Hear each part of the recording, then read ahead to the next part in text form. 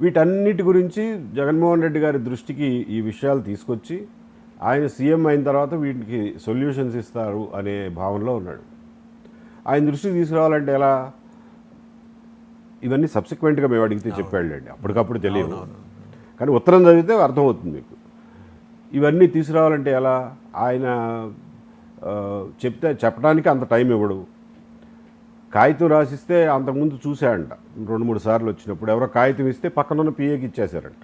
ఎవరైనా అంతే చేస్తారు, అప్పటికప్పుడు నుంచొని చదవరు కదా. సో పిఏకి ఇస్తున్నారంట.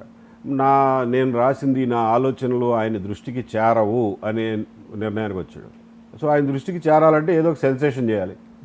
సెన్సేషన్ చేస్తే తప్ప ఆయన నేను ఇచ్చింది చదవడు అని చెప్పి ఆ పనికి పాల్పడ్డాడు.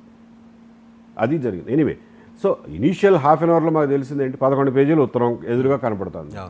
ఓ ఇది అయితే అభిమాని, మరి అభిమాని అయినోడు ఎందుకు చేసేవరా ఈ పనికి మాలిన పని అని అంటే, అక్కడే ఉన్నాడుగా మనిషి. ఎయిర్పోర్ట్ అథారిటీ వాళ్ళు తీసుకెళ్ళి ఇమిగ్రేషన్ రూమ్లో, సెపరేట్ రూమ్లో కూర్చోబెట్టారు.